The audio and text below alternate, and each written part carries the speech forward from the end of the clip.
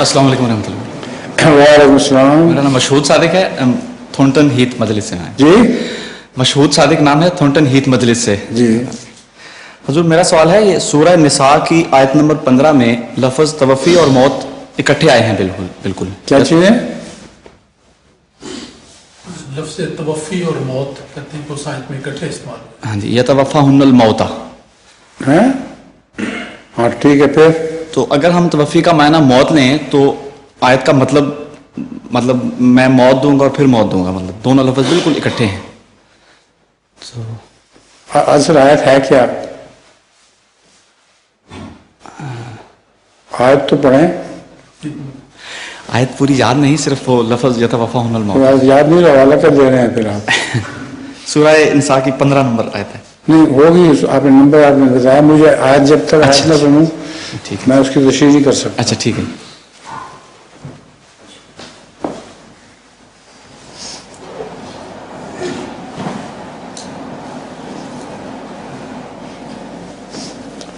ثم توفاہ الموت ہے غالباً. جی جی جی دیکھ لیں, نکال لیں.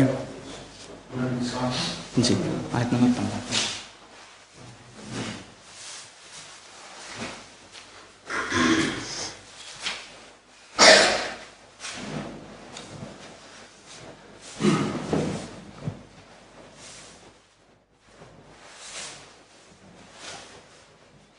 ہم سب ملی.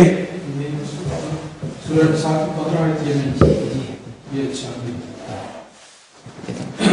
یہ سورہ نساء کی آیت نمبر 16 میں فرمایا اعوذ باللہ من الشیطان الرجیم بسم اللہ الرحمن الرحیم واللاتی یاتین الفاحشۃ من نسائکم فاستشہدوا علیہن اربعۃ منکم فإن شہدوا فامسکوہن فی البیوت حتی یتوفاہن الموت او یجعل اللہ لہن سبیلا. حتی یتوفاہن الموت, جی یہاں تک کہ موت ان کی توفی کر دے.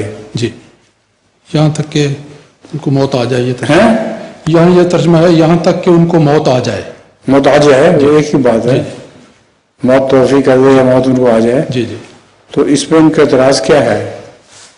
بس میں یہ پوچھنا چاہوں کہ توفی کا جو ہم غیر احمدی کو بتاتے ہیں, جو میں سمجھتا ہوں وہ موت, اس کا معنی میں موت ہی سمجھتا ہوں کہ توفی سے مراد ہے موت. تو یہ دونوں لفظ اکٹھے آئے ہیں. تو قرآن کریم نے توفی کا معنی تو موت ہی لیا ہے, ہر جگہ یہی معنی لیا ہے.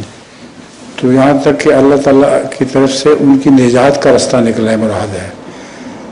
موت کے ذریعے ان کی نجات کا رستہ نکلا ہے, یہ مراد ہے. یہاں